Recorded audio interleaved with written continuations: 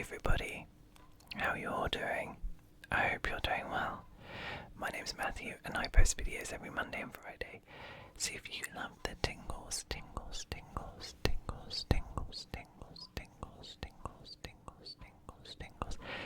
then please do hit that subscribe button because you are in the right place.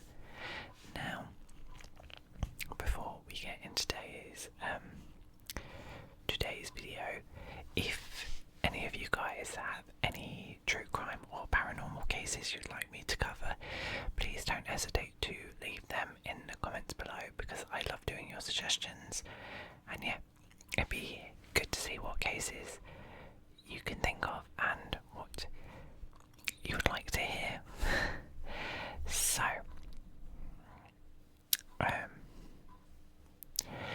let's get into it. So we're about to embark on a journey, a deep dive into one of the most chilling, mysterious places in Texas, the Texas Killing Fields, a place where the silence speaks volumes and the past never fully fades away. Tonight, we will explore its dark history, step by step, as the quiet whispers of those lost echo in the stillness around us. Before we begin, take a moment to breathe deeply.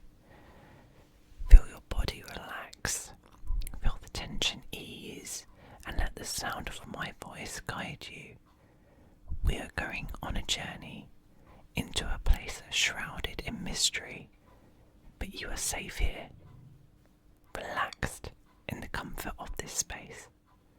Let your mind wander as I guide you through the story of the Texas Killing Fields. Imagine a vast stretch of land. It's quiet, so quiet that the soft rustle of the tall grass feels almost deafening. This place is barren, isolated, and unsettlingly still. It's a 25-acre plot located off Interstate 45, a highway that stretches between Houston and Galveston. You might want to picture the fields stretching for miles. Dry sun-scorched grass, sparse trees dotting the landscape, the earth beneath cracked and dry. A place where few people stop for long. To the casual observer, it's just another patch of forgotten land, but beneath the surface, the ground holds dark secrets. For decades, this place was the dumping ground for the bodies of over 30 women. Lives tragically cut short, their stories intertwined with the desolate land. You can almost hear the whispers of their voices if you listen closely. Do you hear it? The wind brushing against the grass, the faint echoes of the past. This place, though quiet, holds so much sorrow, so many untold stories. Let's take a closer look. You can almost feel the weight of the air here, as though every step you take is pressing against history itself. The Texas Killing Fields, as they're known, became infamous in the 1970s when the bodies of missing women began to appear. These young women, full of life and potential, found their final resting place here. Imagine walking through these fields, the tall grass brushing against your legs, the wind howling faintly in the distance. The sky above is endless, yet it feels like the fields are closing in around you, like they are keeping the secrets hidden, buried deep within the earth. What happened here? Why did this place become the final chapter of so many lives? To understand the Texas killing fields, we have to go back to Interstate 45. Locals call it the Highway of Death.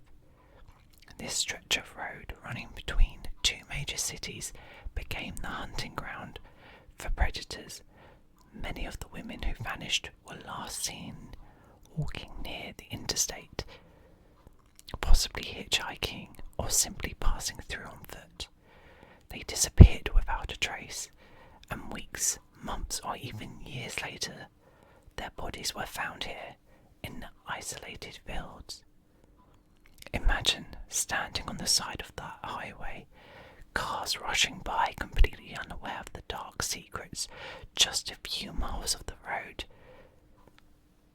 The drivers move along, oblivious, while just beyond the horizon the tall grass hides its tragic past. Let's take a moment to remember those who were lost here.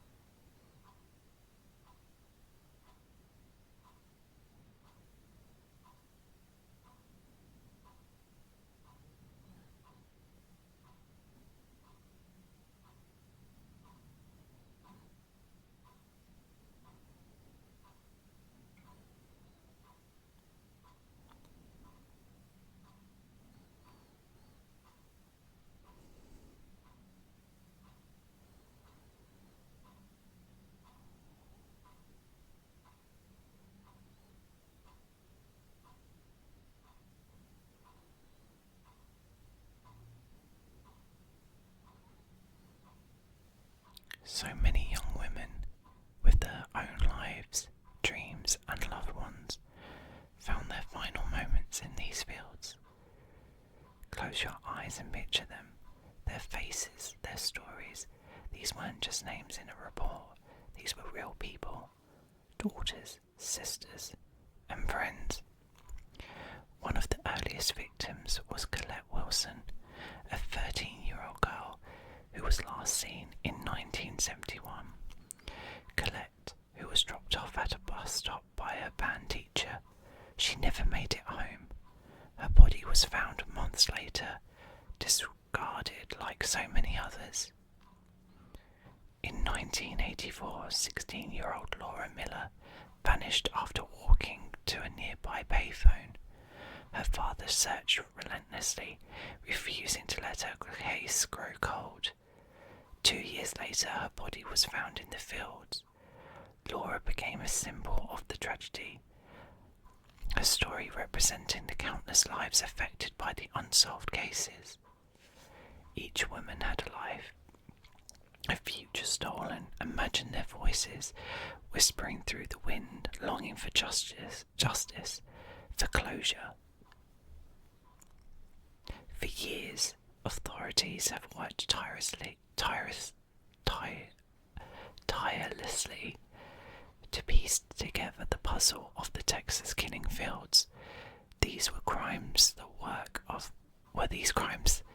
work of one person, or could there have been multiple predators taking advantage of the isolation and anonymity of this stretch of highway? One man, Edward Harold Bell, confessed to killing several girls along the Texas coast. Though he was never convicted for the murders in the fields, another suspect, Robert Abel, who owned land near the fields, was long suspected. He vehemently denied involvement and eventually took his own life, perhaps weighed down by the cloud of suspicion that hung over him.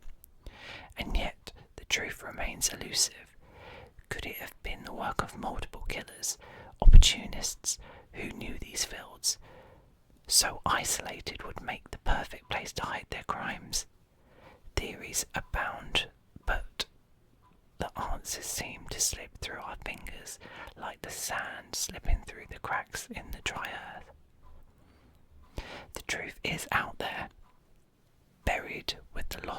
those who wait for justice. Imagine walking the Texas killing fields today. The fields remain largely untouched, wild, overgrown. The grass sways gently in the wind. The trees creak softly as their branches move. There is a sense of stillness here, but also a presence, an energy that lingers, like the spirits of the women who had left their lives here. Like the spirits of the women who were left here, their lives stolen and their stories unfinished. If you were to stand here in the centre of the fields, close your eyes and listen, you might hear them.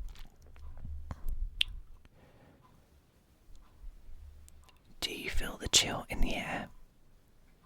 The sense that you're not alone? So many questions remain unanswered, despite decades of investigations, arrests and theories. Many of the murders remain unsolved. Families still search for answers. They still hope for closure, for justice. But the fields guard their secrets well. Imagine being one of the detectives assigned to the case, the frustration of every lead turning cold, every suspect slipping through your grasp. The answers seem so close, yet just out of reach. And with every passing year, the chances of solving these crimes grow slimmer. But there's still hope. There is always hope. Now, as we come to the end of our journey, we leave the Texas killing fields behind. For now. The mysteries, the stories, they remain, waiting to be discovered, waiting for closure. For now, we let them rest. You've journeyed through a dark and haunting place, but here, in the comfort of your space, you are safe and at peace. I have questions about these cases. So, is there not any DNA evidence? Like, I know time has gone by, but also the way we can collect DNA is also very different now. So, I wonder, could there be answers there? It's definitely an intriguing case. I mean, could it be one person? I mean, the chances are it could be one person, but then again, it sounds like a perfect location for that. But then, how many people are out there killing people on that stretch of road? It seems, I mean, it's not out of the possibility, but I'm confused. I'm really confused by this case. I'm really baffled. For sure. Let's have a quick.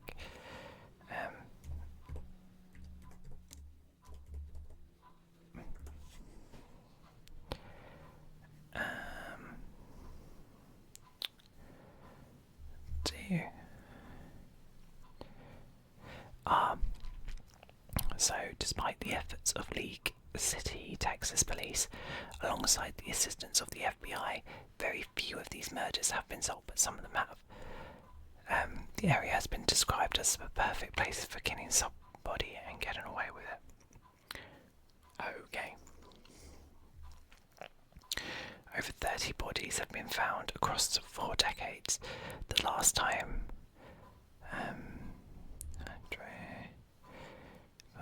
told me about the okay. Sorry, my stomach's rumbling. It's also a film.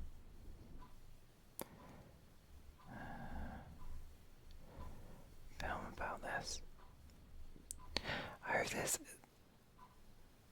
Is this on Netflix as well? Oh, I did not know that. Interesting. Very interesting. I'm very confused. But it's an odd one that there's so many murders, but also that it's described as the perfect place to kill someone and get away with it. I mean, they may have not been killed there. They may have been dead before and they were just a way to dispose the body. But I would like to know about the DNA evidence, whether or not they could get DNA evidence, whether or not they couldn't.